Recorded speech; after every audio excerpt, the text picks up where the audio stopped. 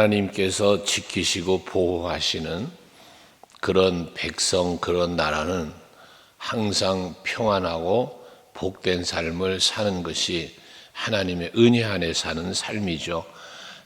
그러나 지금 예루살렘은 하나님을 떠났고 하나님의 은혜 안에 머물지 못하면서 하나님의 은혜를 저버렸다가 하나님의 은혜를 안 베푸신다가 아니라 백성들이 그 은혜를 저버린 거죠. 하나님은 은혜를 베푸시지만 이스라엘 백성들은 그 은혜를 은혜로 누리질 못하는 상태. 그 왜 그렇게 됐나? 죄가 있기 때문에 그렇습니다. 그래서 오늘 1절에 보면 이 예루살렘 성은 평안이 있고 복된 곳이어야 하는데 그곳을 폐역하고 더러운 곳, 또 포악한 그 성읍이라고 말씀하고 있습니다. 이들이 이렇게 폐역하고 포악하게 된 이유는 무엇일까? 바로 하나님 앞에 죄를 범했는데 그 죄에 대한 내용이 2절에 나와 있습니다. 이들이 포악하고 이들이 폐역한 그러한 예루살렘이 될 수밖에 없었던 이유를 2절에 보면 그들이 명령을 듣지 아니했다. 하나님의 명령을 듣지 않았다는 건 뭐예요? 불순종했다는 이야기죠. 하나님의 명령에 불순종을 했다는 거예요. 또 교훈을 받지 않았다. 선지자를 통하여 계속해서 가르쳐 주시고 말씀하시지만 그것을 받지를 않았다는 것은 역시 마찬가지죠. 거역했다는 거예요. 하나님 말씀의 명령의 가르침에 불순종, 거역했다는 얘기, 거부했다는 거예요. 받아들이질 않았다, 순종하지 않았다는 거죠. 또 여호와를 의뢰하지 않았다. 하나님을 의뢰해야 되는데 하나님을 의뢰하는 게 아니라 우상을 의뢰하고 세상 권세를 의뢰하고 하나님 믿고 따르질 않았다는 거잖아요.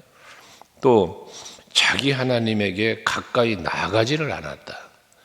하나님은 나의 하나님인데 그래서 하나님 말씀하시죠. 너는 내 백성, 나는 너의 하나님이 되리라. 이게 하나님의 약속이었는데 이들은 그와 같은 하나님에게로 가까이 나아가질 않고 어디를 가요? 우상 찾아갔어요. 세상 쾌락을 따라갔어요. 그러니까 그들이 살고 있는 이러한 모습을 갖고 살고 있는 저들은 결국 죄악의 소굴 속에서 살고 있으니 거기가 폐역한 곳이 되었고 거기가 포악한 성읍이 될 수밖에 없었다는 것입니다.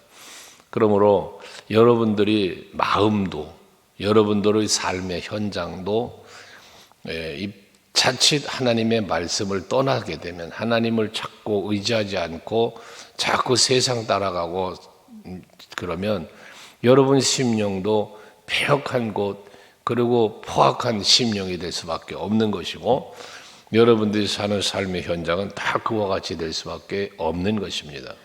그러므로 사도 바울이 에베소 교회에 편지하며 권한 것처럼 우리는 항상 하나님의 명령을 듣지 않고 교훈을 받지 않는 게 아니라 여호와의 말씀으로 하나님의 전신갑주 삼아 입으시고 말씀으로 무장을 해야만 이러한 포악하고 그리고 폐역한 삶을 살지 않게 된다는 거예요. 여러분들을 하나님께로부터 자꾸 멀어지게 만드는 게 마귀의 관계거든요. 이 마귀의 관계, 마귀의 유혹 여기에 넘어지지 않으려니까 말씀으로 무장해야 된다는 거예요. 근데 이들은 그렇게 안 했다는 거예요. 오히려 3절, 4절에 보면 방백들, 재판장, 선지자, 제사장 이 다 영적인 리더자들이에요. 그런데 이들이 하나같이 지도자들이 타락을 했어요. 방백들은 부르짖는 사자 같고 부르짖는 사자가 뭐예요? 굶주린 사자예요. 자기의 어떤 권위적인 포효를 하는 거예요. 이게 부르짖는 사자거든요. 자기의 영역을 알리는 이게 사자들의 포효거든요. 이 부르짖음이죠. 방백들은 그랬다는 거예요. 재판장들은 공정하게 재판을 해야 하는데 이튿날까지 남겨두는 것이 없는 저녁이요라고 해요. 여기 이틀까지 남겨두지 않는 저녁이란 말은 뭐냐면 매일 밤을 아낌없이 타락에 빠졌다는 거예요. 저녁이라는 것은 반문화 보통 얘기하면 뭐예요? 타락, 죄, 어두움, 더러움 이런 것들을 말하는데 그런 것에 빠져 살았다는 거예요. 세상 쾌락을 즐기는 일에 하루를 거르지 않고 매일 밤을 그렇게 보냈다는 거예요. 선지자들은 경솔하고 간사하더라. 선지자는 올바른 걸 가르쳐야 되는데 그리고 하나님의 말씀을 가르치고 선포하는 자가 선지자잖아요. 근데 저들은 간사했대요. 경솔했대요. 이들이 바로 앞에서 2절에 말한 대로의 삶을 살았다는 거죠. 제사장들은 성소를 더럽혔대요. 율법을 범했대요. 거룩한 성소, 율법을 반드시 지켜야 할 제사장들이 그걸 다 어겼다는 거예요. 불법을 행하고 성소를 더럽혀요. 성소를 정결하게 해야 되는데 백성들의 죄를 대속하여 제사를 드리고 그래야 되는데 오히려 저들이 더러워져 버렸어요. 그러니까 결국 방백들도 또 뭐 재판장도 선지자도 제사장도 전부 죄악으로 타락을 했다는 거거든요. 그러니 온 예루살렘 백성들이 온 예루살렘 성이 폐역하고 포악한 성읍이 될 수밖에 없었다는 거죠. 하지만 5절에 보면 그 가운데 계시는 여호와는 그래요. 그렇게 폐역하고 포악한 성읍, 그렇게 타락하고 더러워서 죄악을 범하고 있는 그 성읍에 여호와가 계셨다는 거예요. 여러분 임마누엘에 대한 말씀을 여러분에게 여러 차례 드리지만 내가 살아가는 삶의 현장은 어디든지 여호와가 계시다는 사실 늘 믿으셔야 합니다. 이 영적인 감각, 영성이라고도 말하는 건데 이것이 있어야 우리들의 삶이 앞에 하나님을 떠나는 게 아니라 하나님을 찾고 가까이 가고 의뢰하고 말씀에 순종하며 살게 되는 거거든요. 늘 비교하여 말하지만 요셉은 하나님이 나와 함께 하심을 늘 인지한 사람이었잖아요. 보디발의 아내가 유혹을 해도 그걸 거절할 수 있었던 이유가 무엇입니까? 하나님이 함께 계신다는 거예요. 다윗도 하나님이 나와 함께 하신다는 그것 때문에 골리앗과 싸우러 나아갈 수 있었다고 했잖아요. 그러니까 성경의 기록이잖아요. 창세기 39장에 보면 여호와 하나님이 요셉과 함께 하심으로 형통한 자가 되었다. 사무엘하 5장 10절에 보면 만군의 여호와 하나님께서 다윗과 함께 계시니까 다윗이 강성한 자가 됐다. 이것이 바로 임마누엘의 신앙으로 살아가는 자에게 사의 삶의 모습이고 그에게 누려지는 은혜와 복이라는 것이거든요. 오늘도 여러분들이 내 삶에 내가 살아가는 삶의 현장 어디를 가든 무엇을 하든 거기는 하나님이 함께 동행하고 계신다라는 믿음과 그 영성, 느낌, 감각 이걸 인지하며 살아가는 여러분들이 될 수 있기를 바랍니다.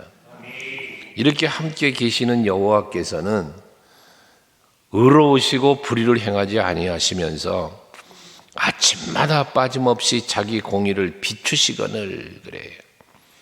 이 하나님의 은혜와 사랑은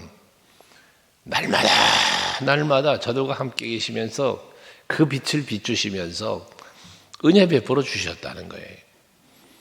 그러니까 모든 하나님의 은혜는 어디에나 있다. 어디에나.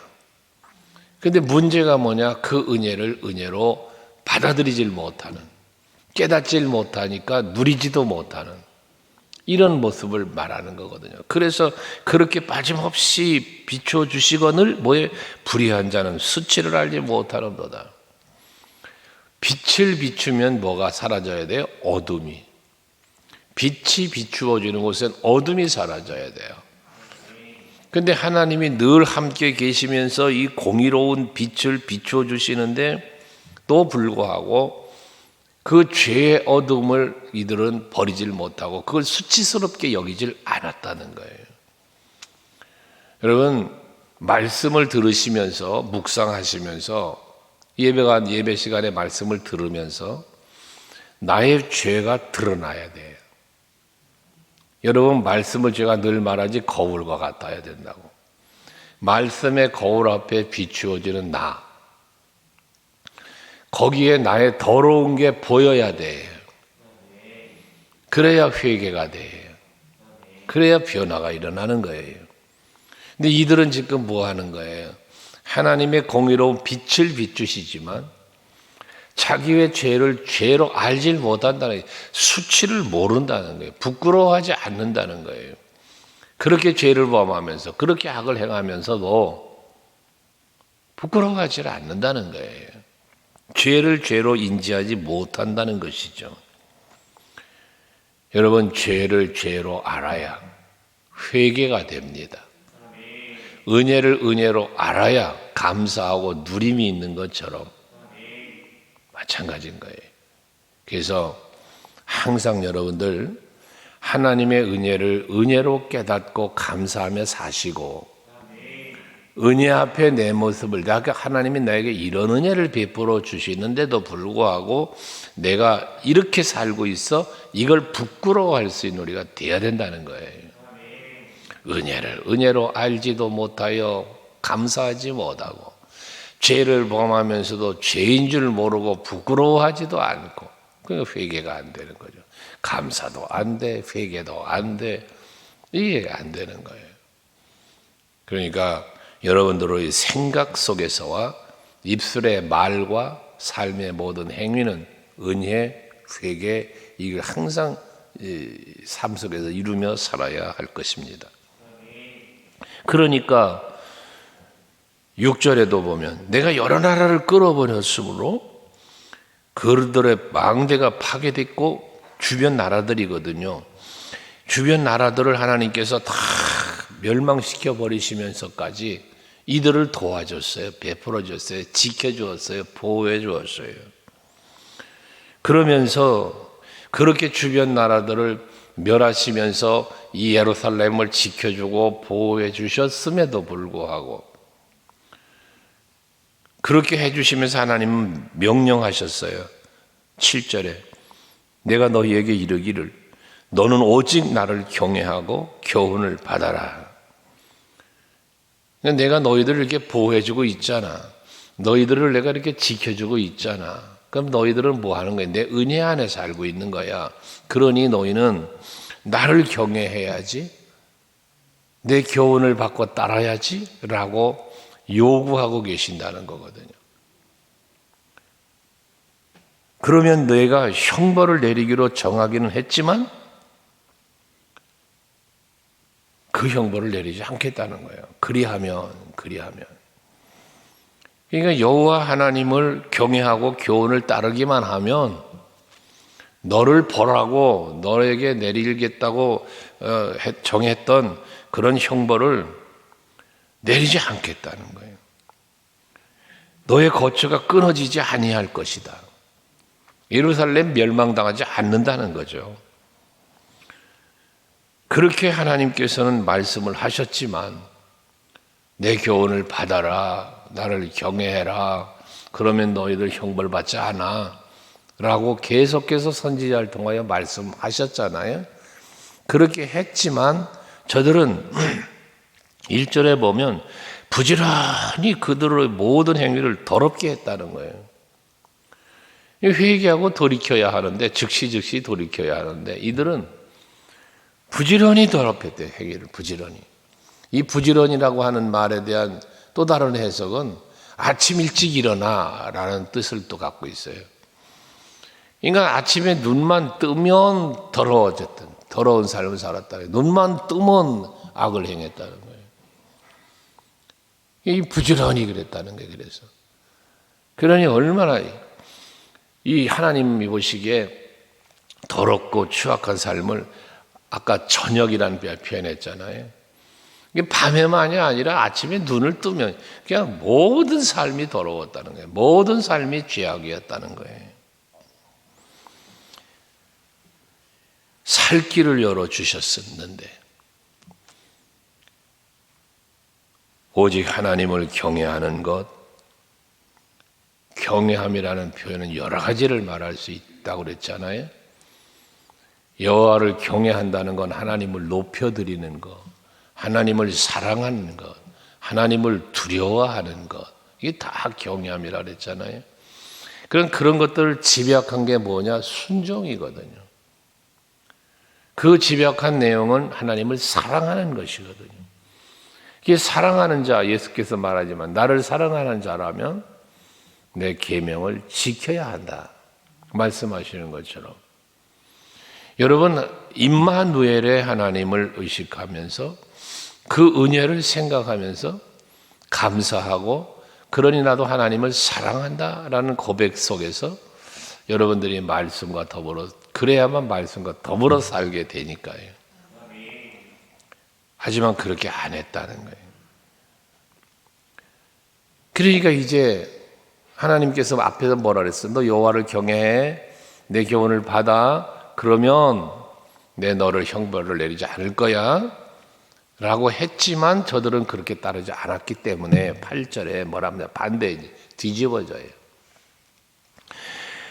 8절에 보면 나 여호와가 말하노라, 그러므로, 이 그러므로가 뭐야? 불순종하니까, 악에서 떠나지 않으니까 그러므로예요. 회개하지 않으니까 그러므로 이제는 뭐해? 내가 일어나. 하나님이 이제 일어나. 너희들은 일어나서 범죄했어. 아침에 일찍 일어나기만 하면 죄를 범했어. 부지런히 죄를 범했어. 그러니까 하나님도 이제 일어나셔서 뭐하나?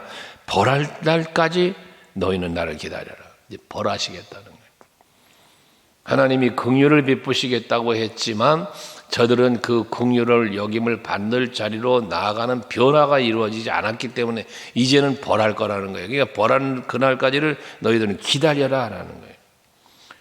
내가 뜻을 정하고 나의 분노와 모든 진노를 쏟으려고 여러 나라를 소집하며 왕국들을 모으리라. 이제 주변 나라들을 멸하시고 황폐하게 만들고, 앞에서 그랬잖아요. 6절에 여러 나라를 끊어버렸다는 거잖아요. 예루살렘을 지켜주시려고. 그런데 이제는 뭐해? 여러 나라들을 모으시겠대요. 뭐 하려고? 예루살렘 멸망시키려고. 예루살렘을 보호해 주시려고 주변 나라들을 오히려 하나님께서는 끊어버리셨지만, 그럼에도 불구하고 저들은 회개하고 돌아오질 않으니까 그 여러 나라들을 모아서 소집하고 왕국들을 모을 것이다. 모아서 뭐 해야겠다? 온 땅이 나의 질투의 불에 소멸되리라. 하나님께서는 하나님을 찾지 않고 의지하지 않고 교훈을 버리고 악을 행하는 저들을 질투의 하나님의 불이라고 그랬어요. 소멸하는 불. 뭘 질투한 거예요? 하나님을 사랑하고 하나님을 경외하고 하나님의 말씀을 따라야 되는데 저들이 그러지 않고 이방 나라 우상들을 섬기고 세상 쾌락에 빠져 사니까 하나님이 뭐에 질투하셨대요. 여러분, 질투의 긍정적인 반응은 뭐냐? 사랑입니다. 사랑하기 때문에 질투를 하는 거예요. 부정적인 의미에서는 뭐 좋지 않은 거죠. 하지만 여기 질투하신 하나님으로 표현할 때는 긍정적인 요소로 표현하는 거죠. 여러분을 매우 사랑하시기 때문에 내가 사랑하는 백성들이 나를 사랑해 주기를 바라시는 마음의 질투예요. 그렇게 기다리셨어요. 날마다 함께 해주셨어요. 아침마다 공의로운 빛을 비춰주시며, 이 공의로운 빛을 비추셨다는 것은 말씀으로 계속 그들 깨닫게 해주었다는 거죠. 은혜 베풀어 줬다는 거잖아요. 그런데도 불구하고 하나님께로 돌아오지 않고 하나님을 찾지도 의지하지도 않으니 하나님께서 이제는 저들을 질투의 하나님께서 소멸하는 불로, 질투의 불로 소멸시키신다. 여러분, 오늘도 하루를 사시면서 하나님이 여러분들에게 질투하지 않도록, 하나님이 여러분을 보시면서 네가 나만 사랑하는구나, 나만 바라보고 있구나, 나만 찾고 있구나, 나를 의지하고 있구나, 내 교훈, 내 명령을 따르고 있구나. 그래서 너무 기뻐하셔서 여러분들이 하나님께서 기뻐하시는 중에 여러분들에게 더 큰 은혜, 더 큰 사랑을 베풀어 주시는 그런 이 하루가 될 수 있기를 주의 이름으로 축원합니다. 기도하겠습니다.